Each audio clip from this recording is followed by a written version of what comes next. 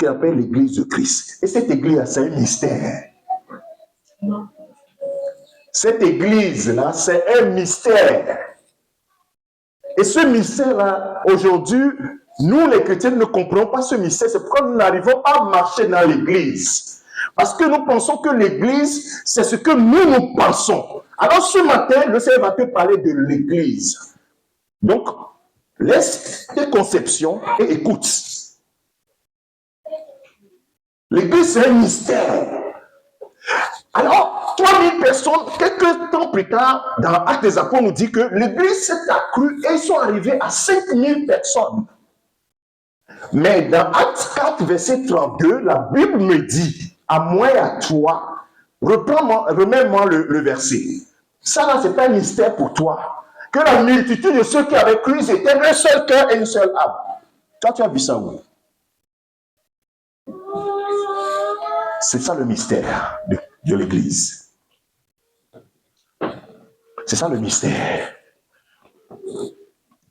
Une âme et un cœur. Et je vais t'expliquer pourquoi c'est une âme et un cœur. C'est la volonté parfaite du Seigneur qui s'est mise là. Dans Matthieu chapitre 16, verset 18, Jésus-Christ, pour la première fois, il déclare. C'est pour ça que Jésus ne peut pas être comparé au prophète. On dit, ah oui, Jésus c'est un grand prophète. Non, on ne peut pas comparer Jésus à un prophète. Les déclarations sont bouleversantes. Il dit, je te dis, tu es Pétro. Je vais utiliser les mots grecs là. Tu es Pétro. Parce que cette phrase-là a fait beaucoup de mal. L'Église catholique a dit, ah Pierre, c'est Pierre. Non, c'est des histoires. Regardez la vérité. Dans le texte original, on dit que je te dis, tu es Pétro, petite pierre, et que sur cette pétra, qui est une grande pierre, un rocher, je bâtirai mon église. Et quelle est cette pétra? La pétra vient plus tôt. La pétra, c'est que Pierre a déclaré que tu es le fils, tu es Jésus-Christ, le fils du Dieu vivant. C'est le verset, peut-être le verset 16 ou bien, remonte un peu. Voilà, Simon Pierre, tu es le Christ, c'est-à-dire le Messie, envoyé par Dieu. Ce n'est pas le prénom de Jésus, attention, hein. Ce n'est pas le prénom de Jésus. C'est la mission de Jésus. Jésus est le Messie envoyé de Dieu. Ça veut dire que c'est l'agneau de Dieu que Dieu lui-même a envoyé. Le Fils du Dieu vivant. Ça détourne tout. Ça veut dire que ça renverse toutes les théologies. Le Fils du Dieu vivant. Et ça confirme ce que Jésus avait dit précédemment dans Jean chapitre 3, verset 16. Il dit que Dieu a envoyé son Fils unique dans le monde. Il a envoyé le Messie dans le monde pour que quiconque croit en lui ne périsse point, mais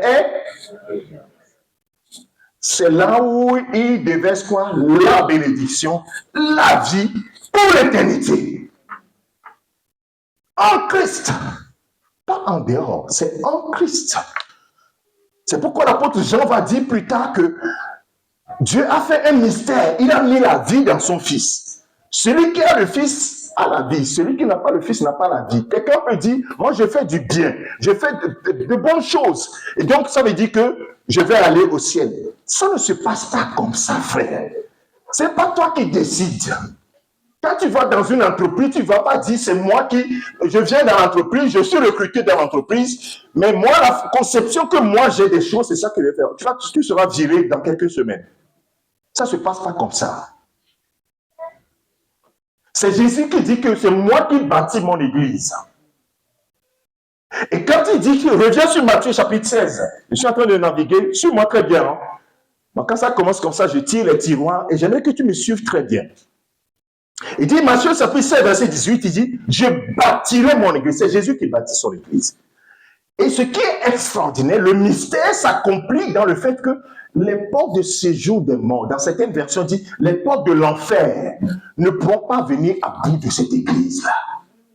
Cette église-là qui est un seul cœur et une seule âme devant moi. Mais une église qui a 5000 âmes et 5000 cœurs, les portes de séjour des morts prévaudront contre elle. C'est pourquoi aujourd'hui on se dit, ah, l'église, on ne comprend pas, on ne comprend pas, on ne comprend pas. Pourquoi Satan rentre au milieu de nous? Et Jésus ne peut pas mentir.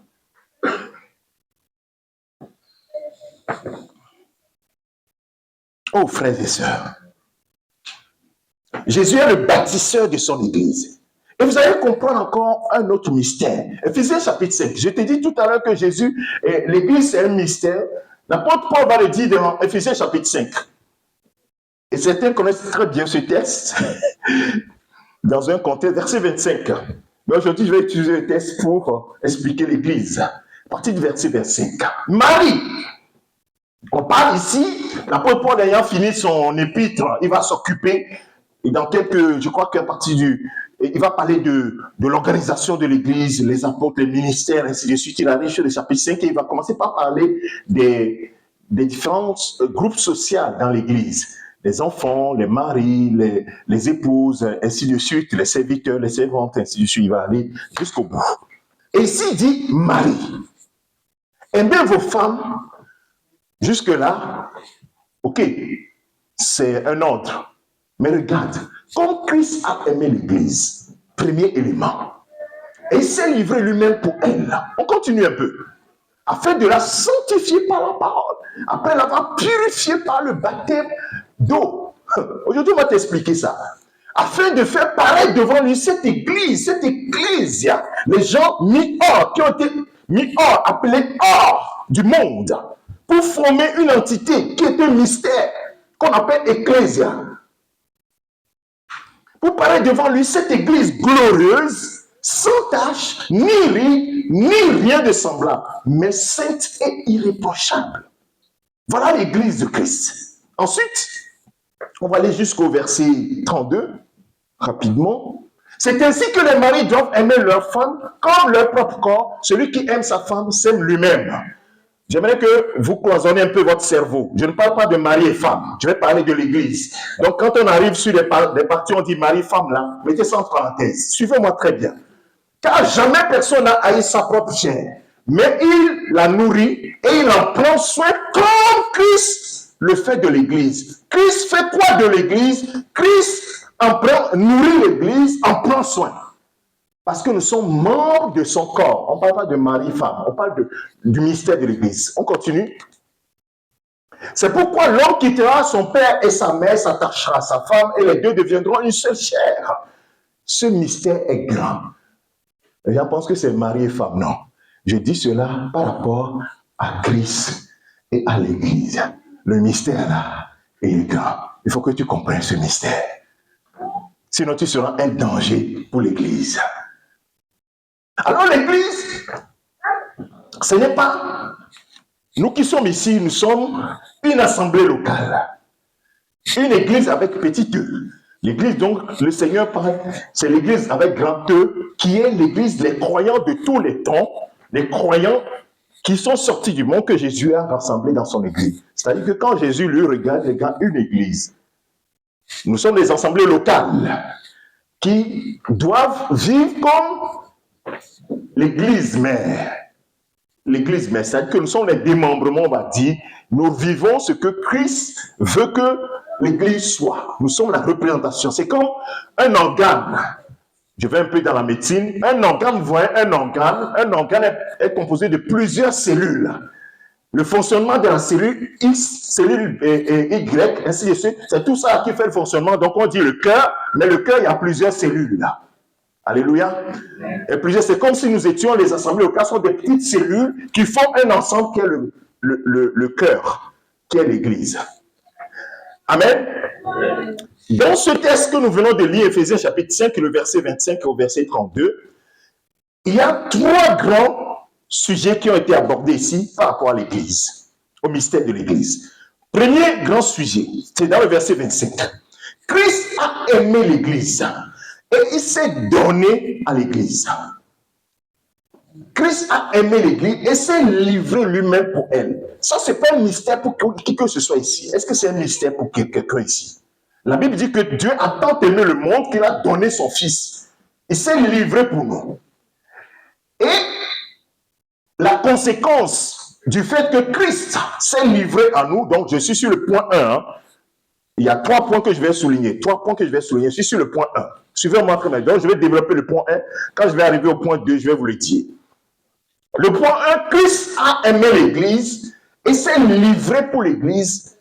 C'est une vérité fondamentale que vous devez comprendre. C'est pourquoi j'espère que j'ai bonne mémoire, 2 Corinthiens chapitre 5, je vais lire rapidement ce texte-là. 2 Corinthiens chapitre 5,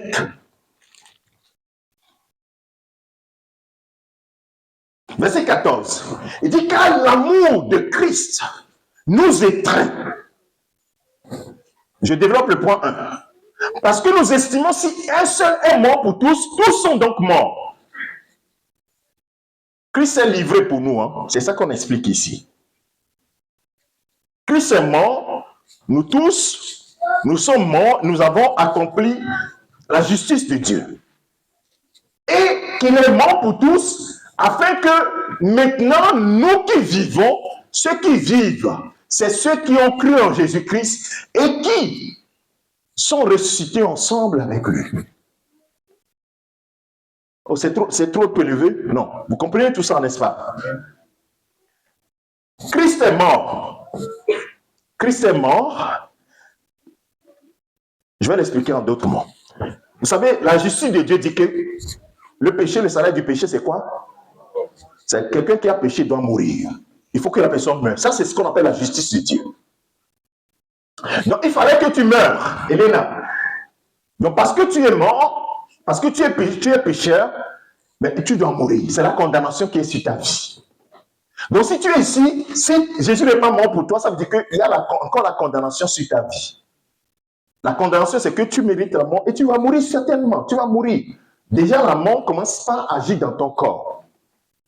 Et donc, Jésus vient et il prend nous tous et dit, je vais simplifier. Dieu dit, je vais simplifier la chose. Je vais prendre une personne qui est parfaite, qui ne va pas mourir pour lui-même. Parce que si Jésus avait commis des péchés, sa mort, ce serait pour lui-même. Donc, il faudrait que lui soit sans péché. La condamnation n'est pas sur sa vie. Et donc, lui vient mourir en prenant dans son corps nous tous. Nous sommes dedans, nous sommes en lui. Nous qui croyons, nous sommes en lui, nous sommes morts. Donc, ça veut dire que la justice de Dieu a été accomplie. L'homme qui a péché doit mourir. Donc, il a accompli. Mais ce n'est pas suffisant. Mais tu dois continuer par vivre. Comment tu vas faire? Et donc, Jésus est ressuscité pour que toi aussi, tu sois ressuscité avec lui. La Bible dit que nous sommes ressuscités ensemble avec lui. Et nous sommes assis ensemble. Si tu peux me trouver le verset, nous sommes assis ensemble avec lui dans les lieux célestes. C'est pour cela que tu peux constituer l'ecclésia. C'est des gens qui sont appelés de la mort, de la condamnation de la mort à la vie certaine. C'est-à-dire que maintenant, ils ont la vie en Jésus-Christ. Nous sommes ressuscités ensemble avec lui, je crois que c'est dans Éphésiens, et nous sommes assis avec lui, ressuscités ensemble avec lui, et nous en fait asseoir ensemble dans les lieux célestes en Jésus-Christ. Donc, l'un des mystères ici, c'est que toi et moi, nous sommes assis ici, mais nous sommes encore assis en Christ dans les lieux célestes. Vous voyez le mystère? Nous sommes là, mais nous sommes aussi en Jésus-Christ là-haut. Au-dessus des dominations, des principautés, ainsi de suite. C'est pourquoi nous pouvons marcher sur eux. Quand Jésus dit maintenant, vous aurez le pouvoir de marcher sur les espaces. Quelque chose qui n'est pas sous tes pieds, comment tu peux marcher dessus? La mort de Jésus-Christ a rempli la justice de Dieu. Donc, l'Église, il n'y a plus de condamnation sur l'Église. Il n'y a plus aucune condamnation pour l'Église. C'est pourquoi il faut être à l'Église, il faut être dans l'Église. L'Église de Christ. C'est les croyants qui ont cru en Jésus-Christ, qui sont nés de nouveau, qui sont dans l'Église. Et donc ceux-là, ils vivent maintenant, non plus pour eux-mêmes, mais pour celui qui est mort et qui est ressuscité pour eux. 2 Corinthiens 5 que j'ai cité tout à l'heure, c'est la suite de cela. Et donc le mystère, Christ a aimé l'Église, ça, nous tous nous sommes clairs là-dessus. Deuxième point, verset 26. Christ, Éphésiens chapitre 5. Christ sanctifie l'Église. Vous savez, quand tu as reçu Jésus comme Seigneur Sauveur, une semaine plus tard, tu as menti, non? tu as encore fait des choses bizarres, n'est-ce pas? Mais le problème, c'est que tu as revêtu un autre habit. Je vais t'expliquer ça ce matin. Quand tu as reçu Jésus-Christ comme Seigneur Sauveur, tu as changé de vêtements. Tu es maintenant en habit blanc. Donc ça veut dire que quand tu prêches maintenant, tu mets une tache sur l'habit. Mais ta nature, la condamnation n'est pas sur toi. Tu es sorti de la condamnation. Maintenant tu marches. Il y a une tache sur toi. Et la tache doit être quoi? Quand il y a une tache sur ton habit, à la maison, tu fais quoi? C'est juste ça. C'est juste ça. C'est pourquoi Jean dit dans 1 Jean chapitre 1, le verset 8 et 9, verset 9, il dit, si nous confessons nos péchés, j'ai la tâche, je reconnais la tâche, que c'est une tâche, et que cette tâche mérite d'être nettoyée. Il dit, si nous confessons nos péchés, c'est une façon de reconnaître, n'est-ce pas? C'est pourquoi ceux qui sont en train de justifier le péché, tu es en train de faire n'importe quoi. Il faut que tu reconnaisses et que tu te détournes. Reconnais que c'est une tâche. Et si tu reconnais que c'est une tâche, que ce péché c'est une tâche sur toi, Dieu il est fidèle et juste. Il reste dans sa justice pour te pardonner et pour faire quoi? Purifier de toute iniquité. Il va laver. Et qu'est-ce qu'il lave? Le sang de Jésus. Seul le sang de Jésus peut le faire. Aucun savon ne peut le faire. Aucun savon ne lave le mensonge de la bouche. Tu vas sous le robinet, tu prends le savon, tu laves, tu pars de là, tu vas encore mentir, n'est-ce pas? Aucun savon ne lave le péché. C'est seul le sang de Jésus qui le fait. Et donc, Dieu a prévu que dans l'église, là, oui, quelqu'un va tomber. Mais il va se relever, n'est-ce pas? Cette fois, le juste tombera. Cette fois, le Seigneur va le relever. Pourquoi? Parce que c'est ce qu'il a prévu. Il doit faire quoi? Parce qu'il dit, il voit son épouse qui est sale. Il dit non, je vais laver, je vais le sanctifier. Et donc, il sanctifie l'église. Il sanctifie par quoi? Ici, la Bible nous dit que c'est pas quoi? Oui? La parole, c'est son sang, mais la parole, c'est Jésus lui-même. La parole, c'est Jésus. Mais il ne sanctifie pas la parole. Est-ce que vous avez un verset dans la Bible qui parle de ça?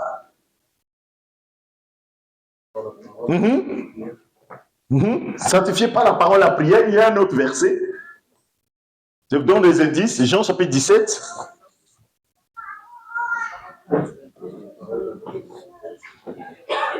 Sanctifie pas ta vérité, ta parole est. Voilà. Et sanctifie. Et il dit à ses apôtres, vous êtes déjà purs, vous qui écoutez les paroles que je vous annonce là, vous êtes déjà sanctifiés. Donc écouter la parole de Dieu, c'est quelque chose d'extraordinaire. C'est extraordinaire. La parole te sanctifie, mon frère, ma soeur. C'est pourquoi être content de la parole de Dieu. Ceux qui n'aiment pas la parole de Dieu, fait quelque chose. C'est votre savon, hein? Alléluia. C'est une façon réducteur, mais je le dis, c'est un aspect. Ça te sanctifie. Ça te lave.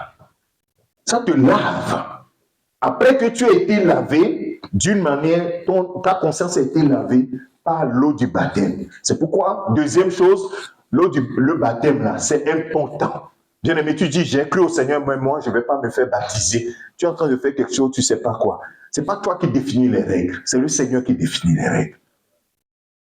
Pour que tu sois dans l'église, il dit que, allez faire de toutes les nations un disciple. Celui qui croira et qui sera. Et là, c'est conjonction de coordination, n'est-ce pas?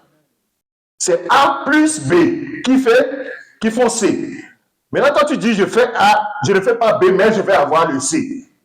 Non, mon frère, ma soeur, je ne sais pas pourquoi est-ce que ces genres de discussions sont encore parmi les chrétiens. Ça n'a pas de sens. On obéit au maître. Alléluia. Et donc, le Seigneur Jésus a prévu dans son église de sanctifier son peuple. Il ne parle pas des gens d'idéaux. Les gens d'idéaux, la Bible dit que Dieu annonce au monde entier que les hommes doivent se faire quoi? Doivent faire quoi? Voilà. Tous les hommes doivent se repentir. La repentance permet à ce qu'on sorte de sous la condamnation et qu'on vienne dans l'Ecclésia. Et pour intégrer l'Ecclésia, celui qui aura cru et qui sera baptisé sera mis sozo. Il sera mis de côté. Il est mis de côté. Il est mis de côté, dans ce creuset-là. Vous êtes dans le monde, mais vous n'appartenez pas au monde. Vous êtes dans un creuset qui est un mystère. Et ce mystère-là, les portes de séjour des morts ne prévaudront point contre elle. C'est extraordinaire. Donc, il va sanctifier son peuple. Vous voyez, il en prend soin. Et donc, le troisième point, c'est que Christ nourrit son Église et en prend soin. Le premier point que j'ai cité, c'est que Christ aime son Église. Parce qu'il s'est donné pour cette Église. Deuxième point, Christ sanctifie son Église par la parole, l'eau de la parole.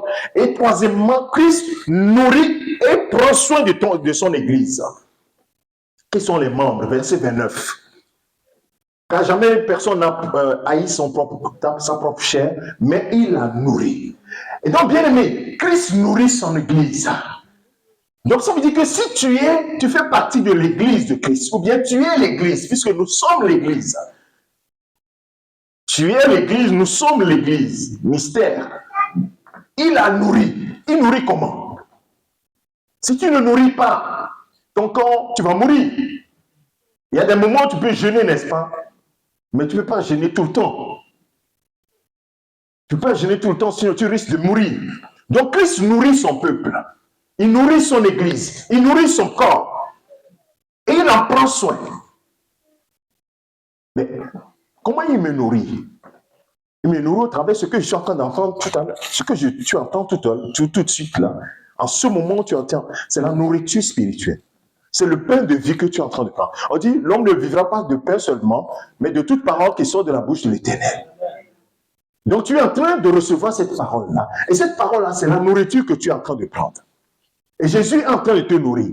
Et si tu es malade, tu es au milieu de nous, Jésus dit, je vais te guérir. Il en prend soin. Si tu as une blessure, il va soigner ta plaie. C'est pourquoi quand il est venu, il dit, voici, l'Esprit du Seigneur est sur moi, parce qu'il m'a oint, pour annoncer une bonne nouvelle aux pauvres. Et pour faire quoi? Tout de suite, il s'est occupé des blessés. Ceux qui ont le cœur brisé. Guérit ceux-là. Donc, il en prend soin.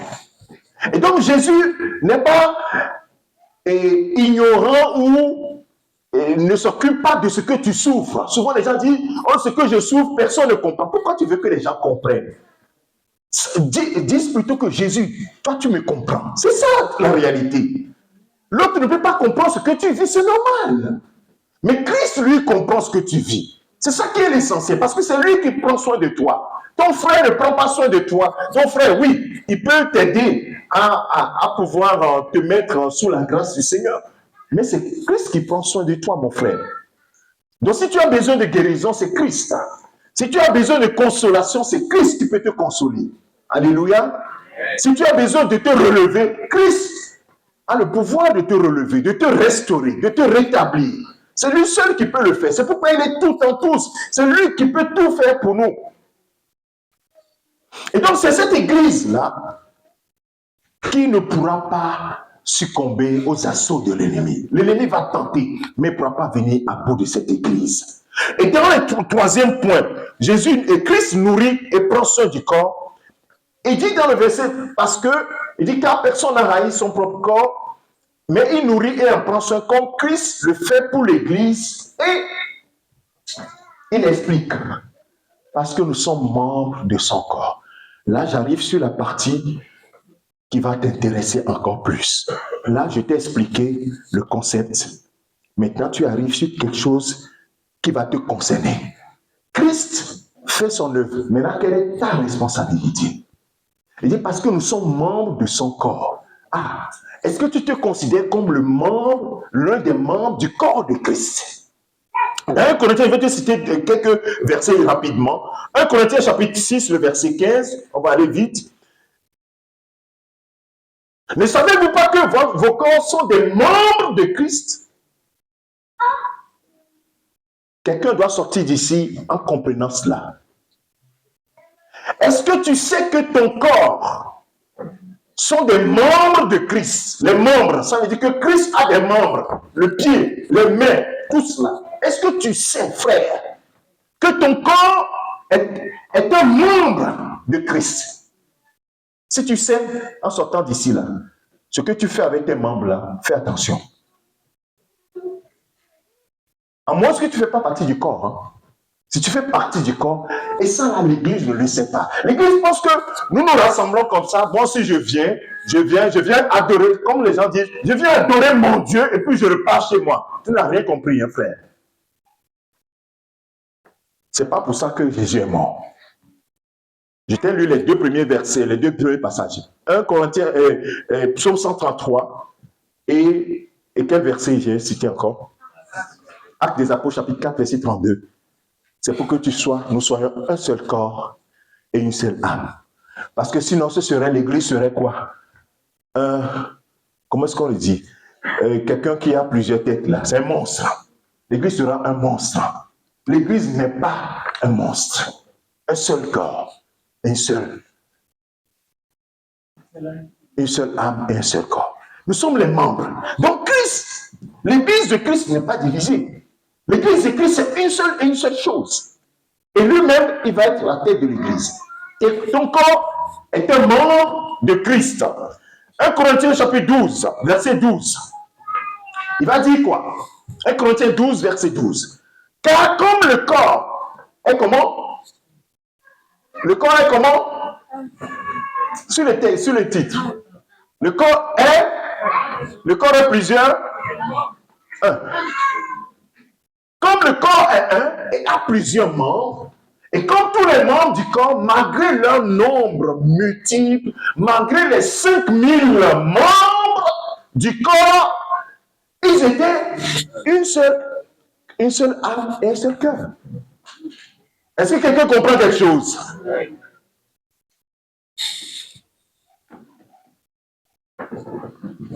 Et le corps qu'ils forment, c'est le corps du Christ. Et l'assemblée locale que nous formons, nous sommes une cellule du corps du Christ. Et nous devons fonctionner comme tout le corps fonctionne. Ce que le Père veut que le corps fonctionne, la façon dont il veut que le corps fonctionne, c'est comme ça que nous devons fonctionner. Ça veut dire que je dois voir ma sœur Woodnali comme étant membre, nous sommes membres les uns des autres de quoi? De ce seul corps qui est le corps du Christ. Alléluia. Et donc, mon regard vis-à-vis de Woodnali doit changer. Je dis bien que je suis en train de te parler de ta responsabilité maintenant là. Il faut que tu changes de regard. Parce qu'il y a des conséquences là. Je ne vais pas te laisser sur la route, je vais t'amener jusqu'au bout. Que tu saches qu'aujourd'hui, tu dois sortir d'ici en te disant, waouh, je ne savais pas que je marchais en ennemi de la croix. La Bible dit qu'il y a des chrétiens qui marchent en ennemi de la croix. Ils ne le savent pas.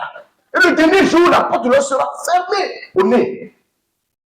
Il faut que quelqu'un leur dise cela. Et c'est le message pour toi et moi. J'ai compris des choses. Dis, waouh, Seigneur, pardonne-nous. Oui, mon peuple périt faute de connaissance. L'ignorance tue. Le verset 27. Et ensuite, ensuite je vais arriver tout à l'heure sur les dangers et la compréhension de ces dangers. Il dit, il veut faire paraître son église devant lui, une église glorieuse. Qu'est-ce qu'il dit? Non, c'est 1 Corinthiens 12, verset 27. 1 Corinthiens 12, verset 27. Je vais lire. Vous êtes le corps de Christ et vous êtes ses membres, chacun pour son aura, chacun pour sa part. Donc ton mari, c'est un membre de Christ. Toi aussi, tu es un membre de Christ. Les maris et femmes là. Ton mari est membre de Christ. Toi aussi, tu es membre de Christ. Ton regard vis-à-vis de ton mari. Aujourd'hui, je vais te chambouler un peu. Hein. Ton regard, si tu ne changes pas ton regard, tu as des problèmes avec Dieu. Si tu ne changes pas ton regard, tu as des problèmes avec Dieu. Quand je parle, regarde-moi. Je suis un corps ici. J'ai un corps ici. On dit qu'il y a des membres.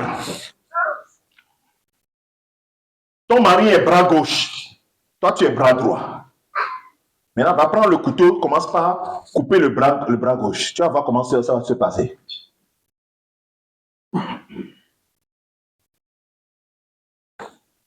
Romains chapitre 12, verset 5.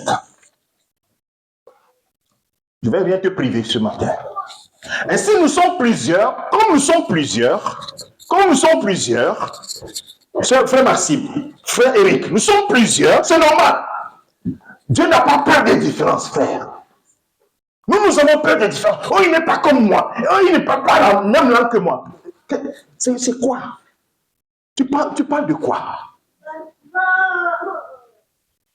Dieu a créé Adam. D'Adam, il a tiré la femme. Et de ces personnes-là, toute la terre est remplie. Que tu le veuilles ou pas, tu sors de quelqu'un. À moins que tu crois la théorie qui dit que tu es arrivé comme ça.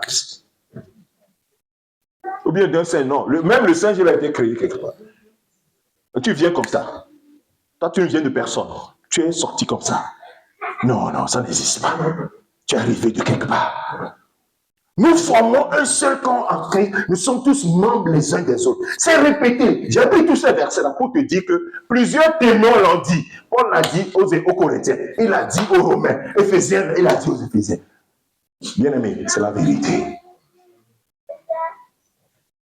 Les dangers, maintenant. J'ai fini les 3 points. J'arrive sur les dangers. Et pour les dangers, je vais commencer par une première illustration. Moi, j'aime bien les illustrations. Ça, j'ai posé le décor des principes.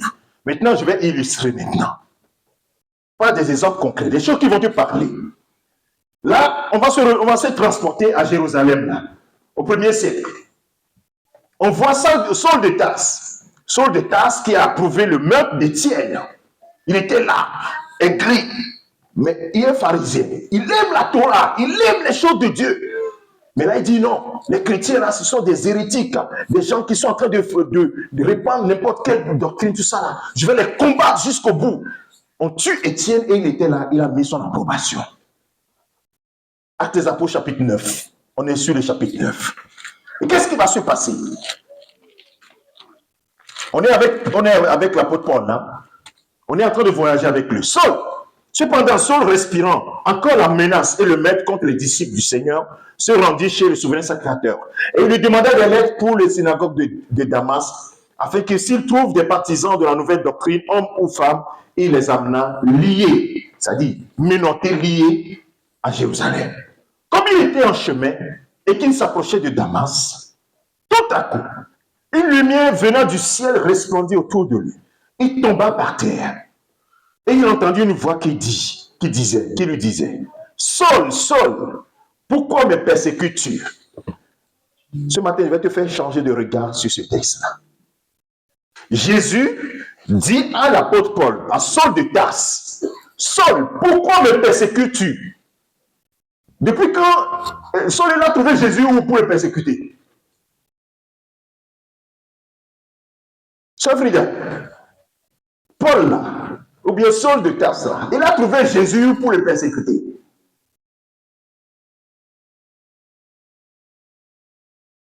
Mais il était étonné, il dit, mais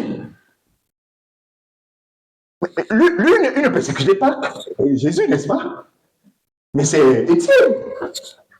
C'est les chrétiens de cette maison-là, les chrétiens de Damas. Mais Jésus, je ne me suis pas adressé à toi.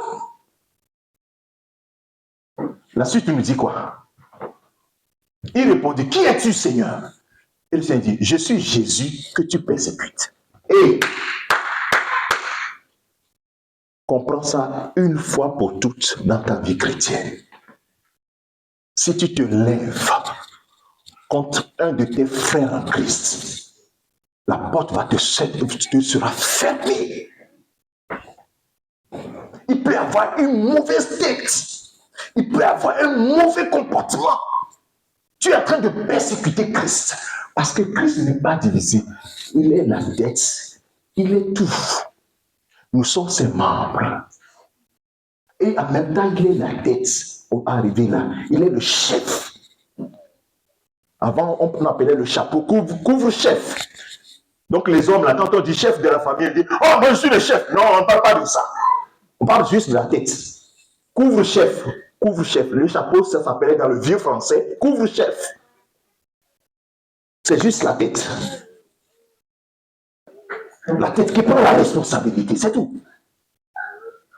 Maintenant, Paul est en train de persécuter le petit doigt là, qui est à Damas. ou bien qui est à Jérusalem. Il est en train de persécuter le petit orteil là, qui est de l'autre côté dans le quartier là. Qu'est-ce que Jésus dit? Saul, tu as compris aujourd'hui?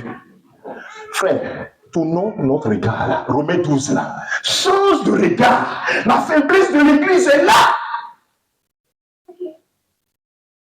Nous pensons que la façon dont nous sommes habillés différemment, nous sommes différents. Jésus ne nous voit pas. Jésus, vous croyez que Jésus voit ta cravate, ma cravate? Est-ce que vous croyez que, oh Jésus, c'est la cravate rouge? Pourquoi c'est le rouge? Je ne sais pas le. Oh Jésus, quand tu veux porter le blanc, tu vas mieux. Mais on est fou là. Jésus regarde les cœurs qui sont là.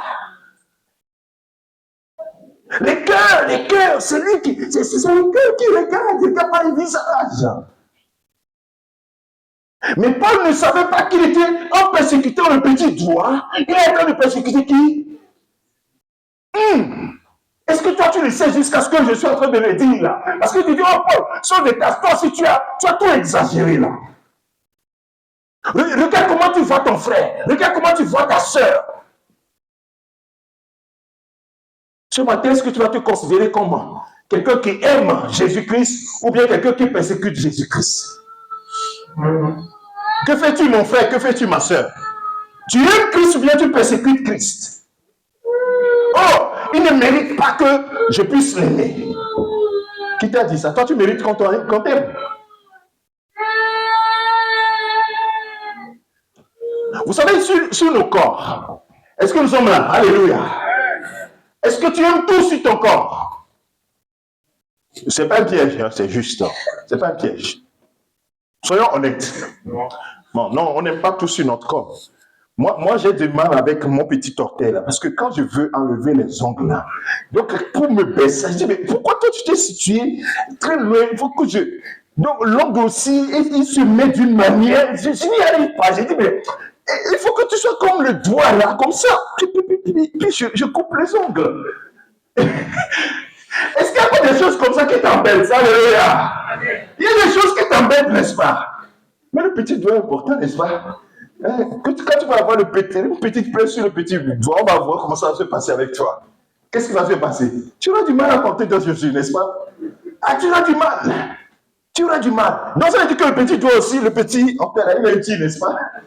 Quand tout se passe bien, tu te dis, oh, il n'est pas utile. Si on peut l'enlever même. Non, il est utile aussi.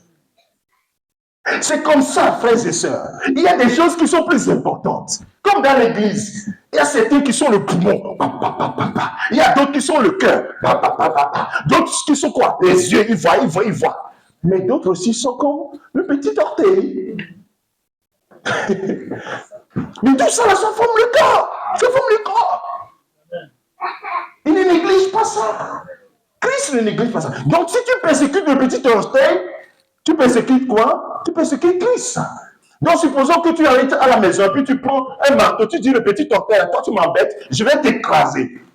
Tu vas voir ce qui va se passer. Parce que tu as l'impression que comme il est loin, il n'est pas sur ton corps. Mais quand tu vas taper dessus, tu vas sentir où? Il y a certaines douleurs là, ça monte et ça va jusqu'au sommet du crâne. Vous comprenez? Ou bien, je ne sais pas qui est-ce qui me disait la dernière fois, ah oui, c'était au travail. Quelqu'un me disait que quand on t'arrache la dent et que ça te fait mal là, ça veut dire que tu le sens, je ne sais pas où. Mais ça veut dire que ça traverse tout ton corps, quoi. Mais c'est seulement la dent hein, qu'on est en train d'arracher. Ça traverse tout ton corps. Ah, vous comprenez maintenant comment Jésus ressent quand nous sommes en difficulté. Quand la Bible dit que quand tu es en souffrance, Christ le sent, est-ce que tu comprends maintenant? Oui. Nous sommes tous les membres du corps du Christ. C'est pour cela, si nous changeons le regard vis-à-vis de notre frère, qui est membre, comme moi, du Christ, nous allons changer beaucoup de choses. Nous allons changer beaucoup de choses. Et nous allons être comme la première église, un seul cœur et une seule âme. Parce que souvent, nous avons l'impression que l'autre est inutile. Ou bien l'autre... Et comme il fait un peu de bêtises là, Christ ne l'aime pas. Oui, parfois tu marches et puis ton petit orteil, là, aujourd'hui je ne sais pas pourquoi c'est le petit orteil, mais le petit orteil cogne des choses, c'est comme s'il n'est pas bien placé. Vous comprenez? C'est comme s'il n'était pas bien placé. Et pourtant, Dieu sait pourquoi il a placé là. Dieu sait pourquoi il a placé là. Chacun est placé où il doit être. Donc mon frère, ma soeur, change ton regard, je reviens, change ton regard vis-à-vis de ton mari, de ton épouse. Oh, mon épouse là, c'est n'importe quoi. Elle ne fait que parler tout ça. Si tu la persécutes, tu persécutes Christ. Il faut que tu le saches aujourd'hui. À moins que tu dis que lui, il va aller en enfer. Hein. Mais il ne faut pas raisonner comme ça d'ailleurs. Parce que le Seigneur veut que tout le monde soit sauvé, n'est-ce pas? Tous pas bien en conscience. Surtout, si tu es marié, Dieu veut que ton mari et femme, vous soyez sauvés. C'est sa volonté parfaite. Et donc, cette illustration nous montre combien. C'est pour cela que quand Paul a été sauvé, mais Paul, il dit, mais il faut que je travaille. C'est comme s'il était en train de se rattraper. Il dit, mais je ne mérite même pas d'être apôtre parce que j'ai approuvé le même de Dieu. Moi, je crois que je faisais bien. J'ai attrapé des gens. J'allais même à Damas pour les persécuter. Donc, il travaille. Il dit, malheur à moi si je n'annonce pas l'évangile. Je veux le servir jusqu'au bout. Alléluia. Vous voyez, si nous comprenons ça, nous allons servir Jésus jusqu'au bout parce que nous voyons combien il nous a aimés. Il t'a aimé, il m'a aimé. Je vais prendre une deuxième illustration. Je vais prendre 3 illustrations. Le temps, mais c'est important que ce sujet soit traité de cette manière. Une autre illustration, c'est au niveau des Corinthiens. 1 Corinthiens chapitre 3. Paul reçoit des lettres venant de Corinthe. L'église de Corinthe, il doit répondre à quelques sujets concernant les Corinthiens. Et il va se rendre compte qu'il y a plein de choses qui se passent dans l'église de Corinthe. Et là, il va leur dire, pour moi, frère, ce n'est pas comme à des hommes spirituels que j'ai pu vous parler, mais comme à des hommes charnels, comme à des enfants en Christ. S'il leur parle comme ça, c'est dur, hein, ce que Paul est en train de dire. Vous êtes comme des enfants en Christ. Vous ne comprenez pas ce qui se passe. Je vous ai donné du lait, non de la nourriture solide, car vous ne pouviez pas la supporter. Et vous ne le pouvez même pas à présent parce que vous êtes encore charnel. Laissez votre corps, votre chair là de côté. Et pourquoi il leur dit cela? En effet, puisqu'il y a parmi vous de la jalousie et de la dispute, n'êtes-vous pas charnel et ne marchez-vous pas selon l'homme? Mais pourquoi est-ce que la main droite va jalouser la main gauche? Si vous faites partie, ce matin, j'aimerais vraiment renverser l'autel qui est dans ton cœur là. Oh frère, pourquoi la main droite va jalouser la main gauche? Pourquoi l'œil droit va jalouser l'œil gauche? Oh mes frères, mes sœurs, c'est ce que l'apôtre Paul est en train de leur dire. Vous ne comprenez pas? Le verset suivant dit quoi? Quand l'un dit, moi je suis de Paul, et l'autre dit d'Apollos, n'êtes-vous pas des hommes? Que des hommes? Il y a un mystère qui est derrière l'église. Qu'est-ce donc qu'Apollos? Qu'est-ce Paul? Des serviteurs, simplement des serviteurs. Pas le moyen desquels vous avez cru selon le Seigneur, selon que le Seigneur l'a donné à chacun. Ensuite, j'ai planté, Apollos a arrosé, mais Dieu a fait croître. Vous comprenez? Vous voyez la complémentarité? Quelqu'un plante, quelqu'un vient arroser. C'est la pensée parfaite de Christ. Tu ne peux pas tout avoir. Moi, je suis en train de parler ici, quelqu'un dit, oh, le pasteur n'est pas très bien. Oh, si je peux prendre sa place, je peux parler comme lui. Mon frère, peut-être que toi, je suis en train de planter quelque part, peut-être que toi, tu vas aller quoi? Arroser derrière. Et tu seras aussi efficace. Alléluia. Tu n'as pas besoin de venir rester ici. Nous sommes en train de faire des choses complémentaires. Comprenons ça une fois pour toutes dans le corps de Christ. En sorte que ce n'est pas celui qui plante qui est quelque chose, ni celui qui arrose, mais c'est Dieu qui fait croître. C'est Dieu qui est tout. Moi, je parle aujourd'hui ici. Hier, je n'étais pas ici. Aujourd'hui, je parle ici. Demain, je ne serai pas ici. C'est-à-dire que nous sommes des étrangers et des passagers sur cette terre. Si toi, tu veux que tout vienne de toi, et quand tu vas mourir, comment ça va se passer? C'est pour cela que beaucoup d'églises locales ont disparu. Parce que tout est concentré sur une seule personne. La personne disparaît, l'église disparaît. Ça n'a pas de sens. Christ n'a pas créé l'église comme ça. L'église, c'est une complémentarité. Nous sommes les membres les uns des autres. Christ, il est la tête. Dès que la tête est vivante, le corps est vivant.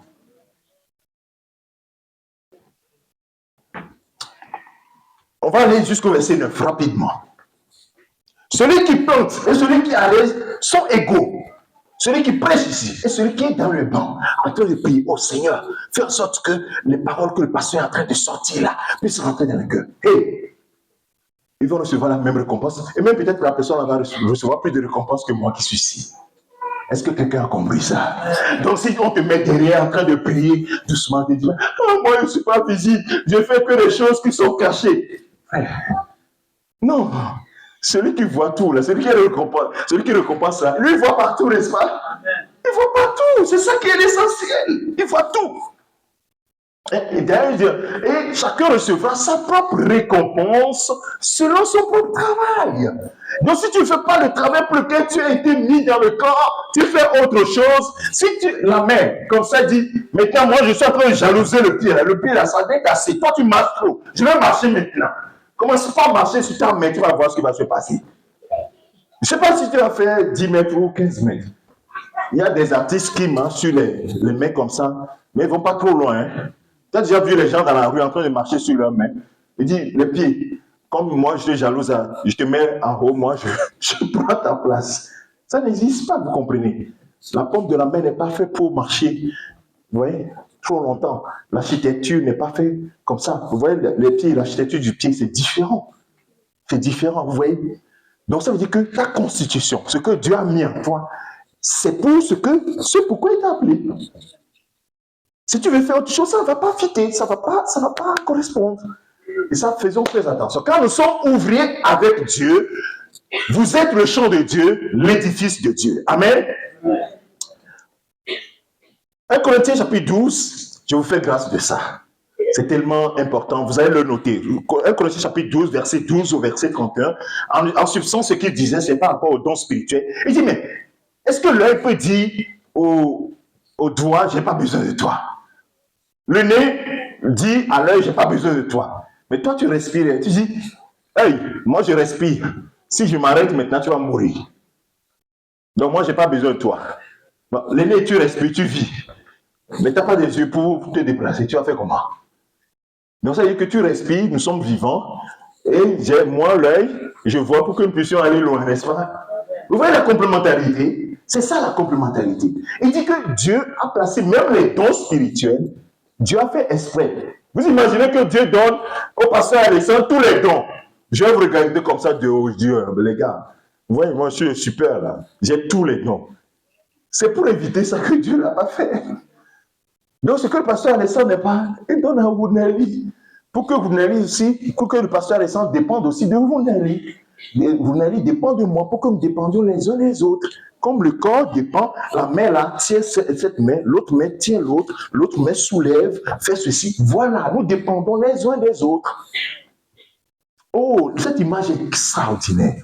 Je ne sais pas parce que j'ai étudié le corps que je suis toujours fasciné quand je parle de l'église. Je suis fasciné, c'est tellement simple et tellement clair. Quand nous avons compris ça, nous avons tout compris.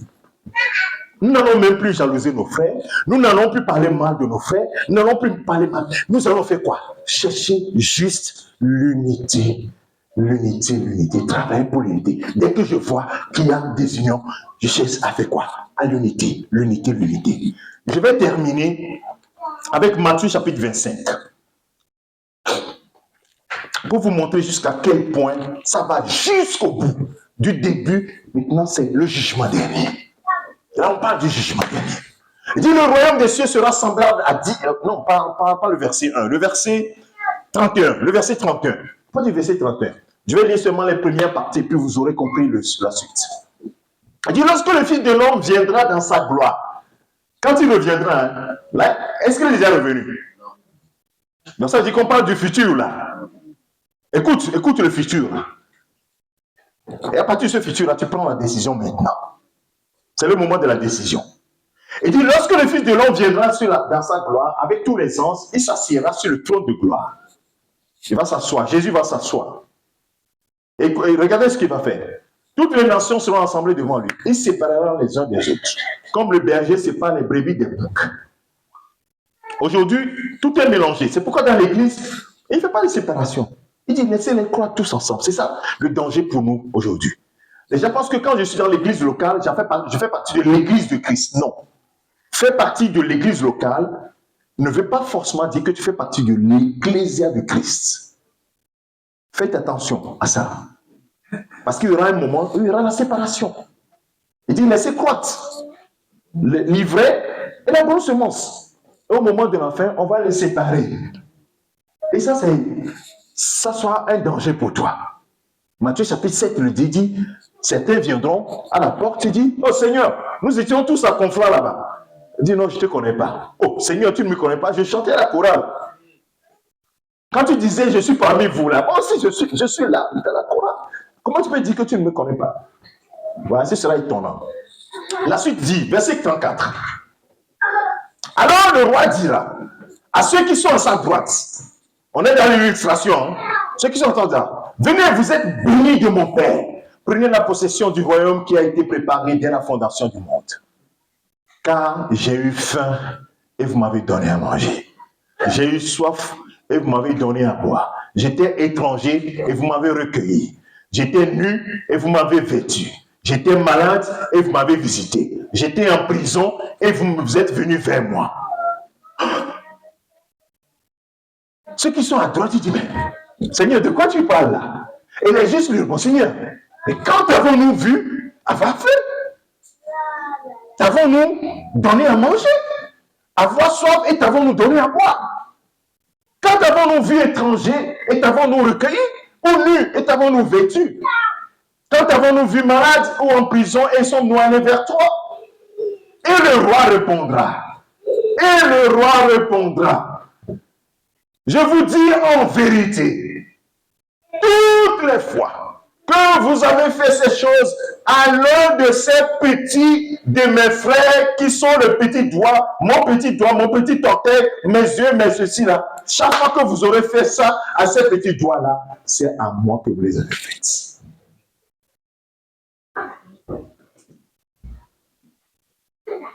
Et l'opposé, il va donner l'opposé.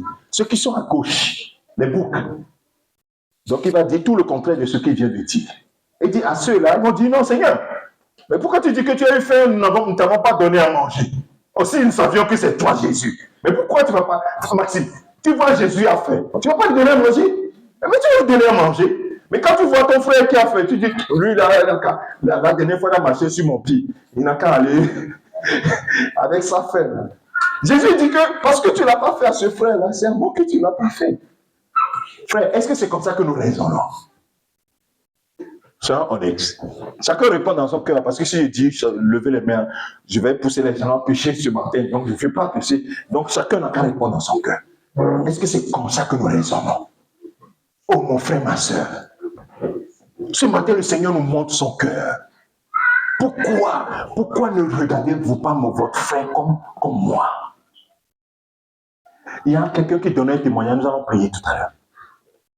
Il dit que le Seigneur l'a envoyé vers une contrée pauvre, en Éthiopie ou bien dans quel pays là. Et quand il voyait les pauvres, les gens venaient, parce que Jésus s'est révélé à elle, elle a vu les yeux de Jésus.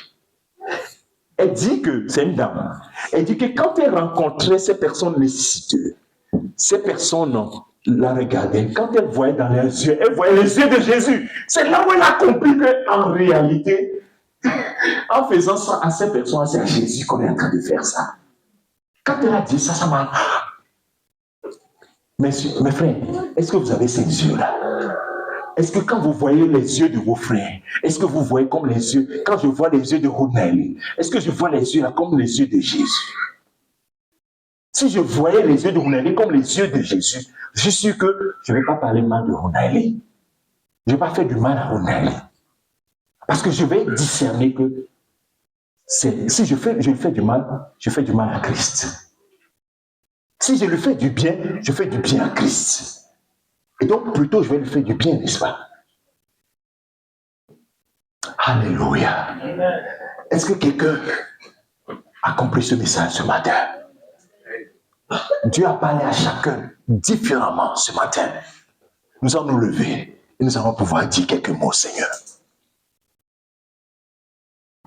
C'est pourquoi au moment où tu montes sur tes chevaux et que tu vas commencer par insulter ton frère, souviens-toi que c'est Jésus que tu es en train d'insulter.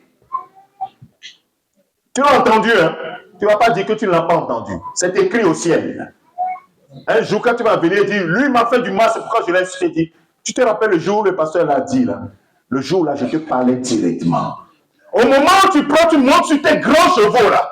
Tu dis, toi, là, je vais marcher sur toi. Je vais te cogner avec mon pied, là. Quand tu cognes, là, cogne Jésus. Cogne bien Jésus. Oh, frère.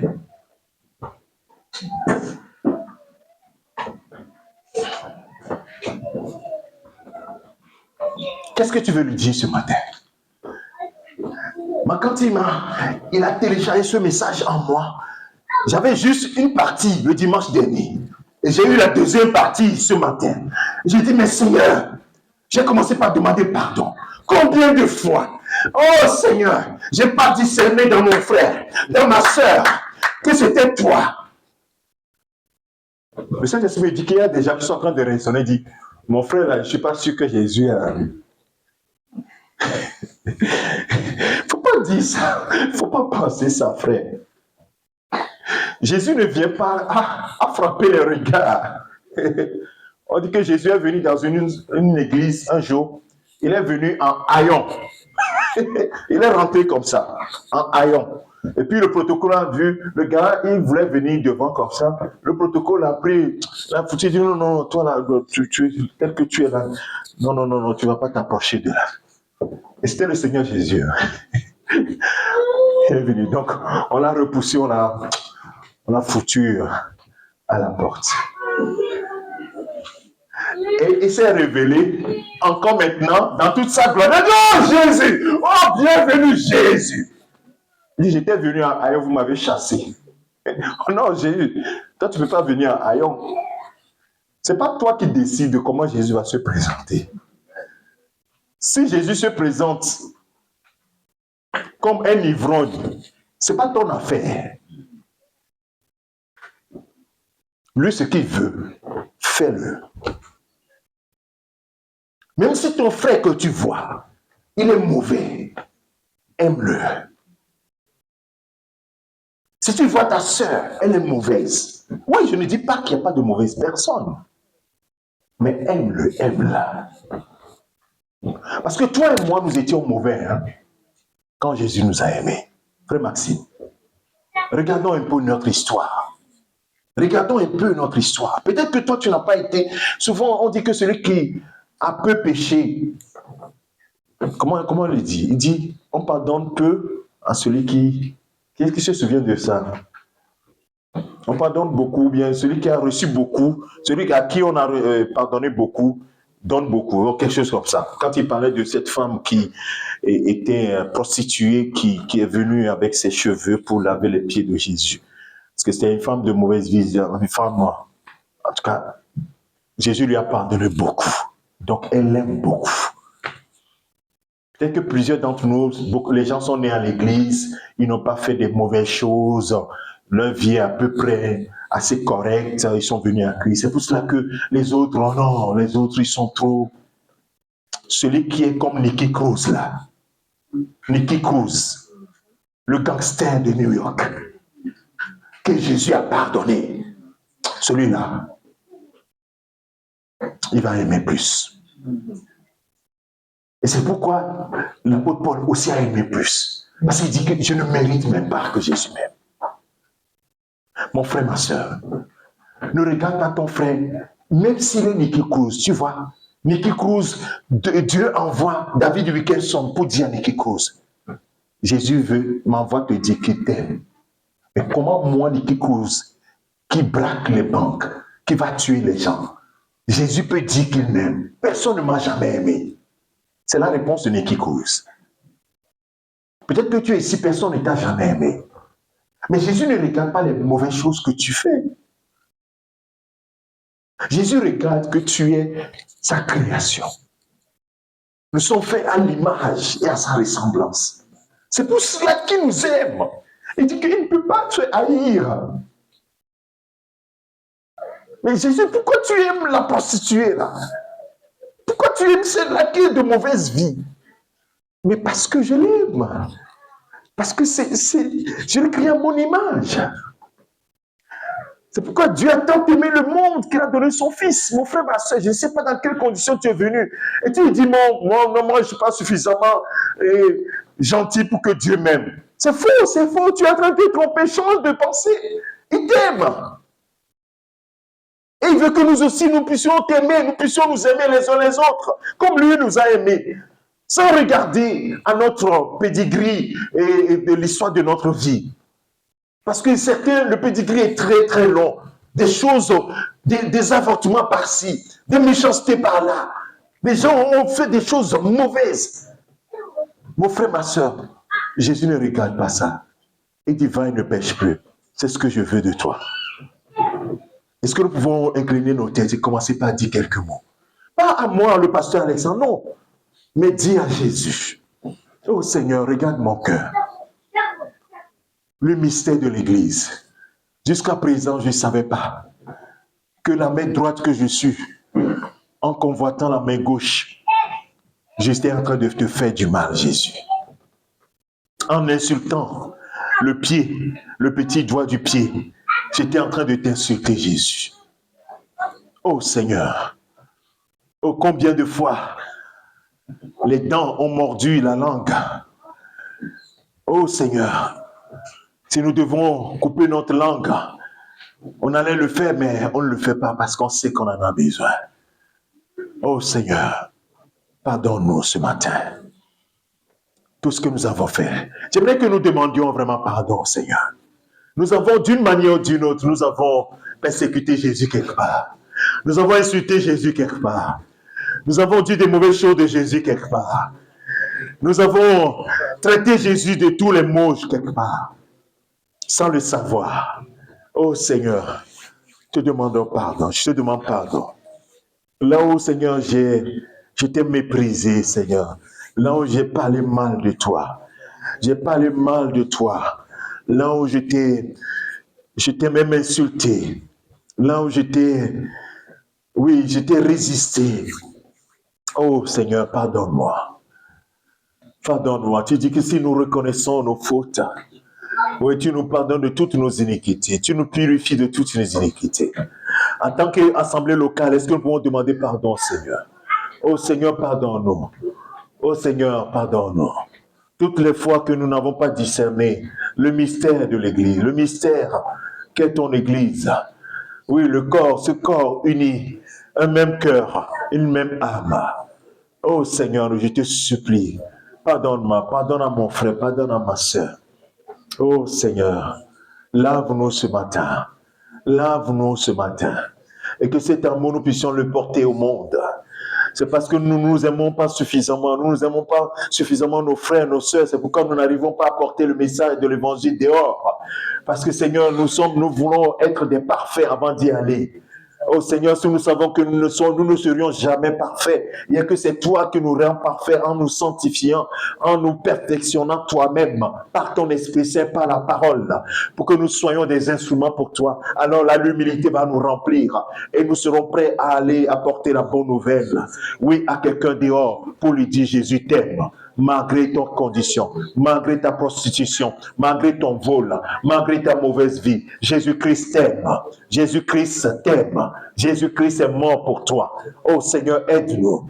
Aide-nous, Seigneur, à avoir la pensée complètement changée. Que nos pensées changent totalement. Seigneur, merci à toi. Merci à toi. Merci à toi. Alléluia. Demande au sang de Jésus-Christ de purifier ton cœur. Demande au sang de Jésus-Christ. Bien-aimé, il y a certains parmi nous qui n'arrivent pas à se pardonner. Oh, le Saint-Esprit dit à des gens qui n'arrivent pas à se pardonner. Oh, des choses que tu as fait dans le passé. Tu es en train de te flageller encore. De te flageller. Non, ces choses-là. Non, Jésus-Christ t'a pardonné, mon frère, ma soeur. Pardonne-toi. Il t'a pardonné, il t'a pardonné. Lâche prise. Cette amertume qui est en toi, cette douleur qui est en toi, fait que tu réagis mal. Tu fais des choses et après tu regrettes. Mais comment j'ai pu faire une chose pareille? Est-ce que tu peux lâcher prise ce matin? Est-ce que tu peux lâcher prise ce matin? Oh Seigneur, c'est toi qui es venu guérir les cœurs brisés. Seigneur, si tu voulais nous traiter comme, oui Seigneur, notre péché ou bien ce que nous faisons, qui survivrait, Seigneur? Qui survivrait? Mais Seigneur, toi tu regardes seulement à ton sacrifice, au sang. Père, regarde seulement au sang. Et console les cœurs ce matin, guéris les cœurs ce matin. Restaure les vies ce matin. Restaure-nous, Seigneur. Rétablis-nous totalement. Totalement, totalement, totalement. Restaure-nous totalement. Alors on commence par prier. Seigneur, en tant qu'église locale, donne-nous d'être unis, d'avoir un même cœur, une seule âme. Oh, comme ce mystère dont la Bible a parlé de la première église. Ils étaient plus de 5000, mais ils étaient un seul cœur, une seule âme. Comment c'était possible? Seigneur, si c'était possible hier, c'est que c'est possible encore aujourd'hui. Seigneur, fais-le encore au milieu de nous. Que nous soyons un seul cœur et une seule âme. Je te supplie, Père.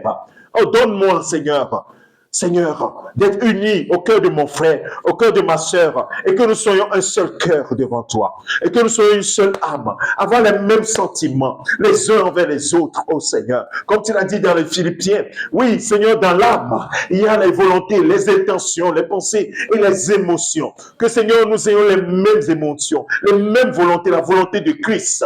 Oui, nous puissions sentir les choses comme Christ les sent, avoir les mêmes pensées, la pensée de Christ. Oui, Seigneur, le même cœur, notre cœur batte pour le salut des âmes. Parce que tu es venu mourir pour que les âmes soient sauvées. Que notre cœur batte pour le salut des âmes. Le cœur de cette assemblée batte pour le salut des âmes. Pour le salut des âmes. Pour le salut des âmes.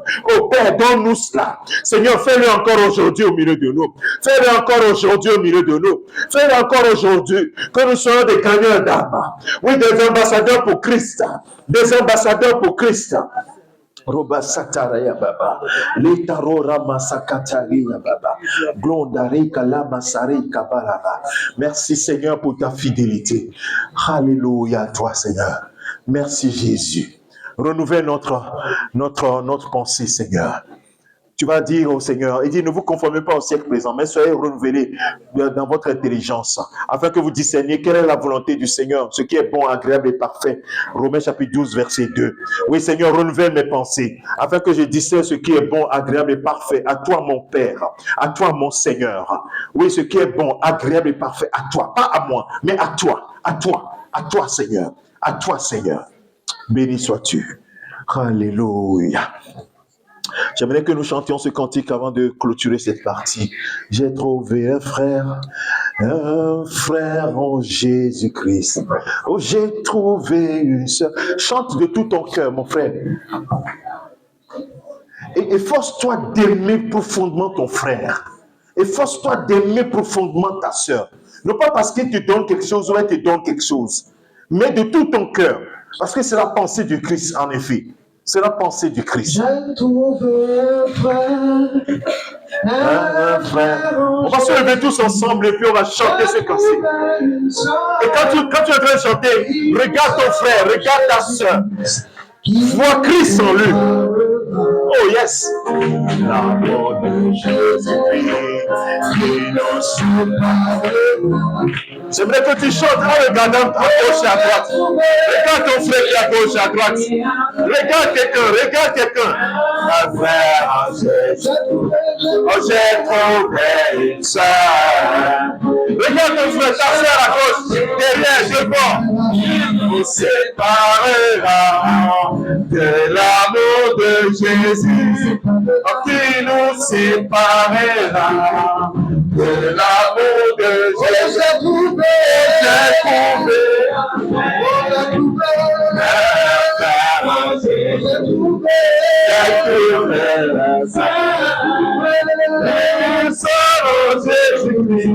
Qui nous séparera de l'amour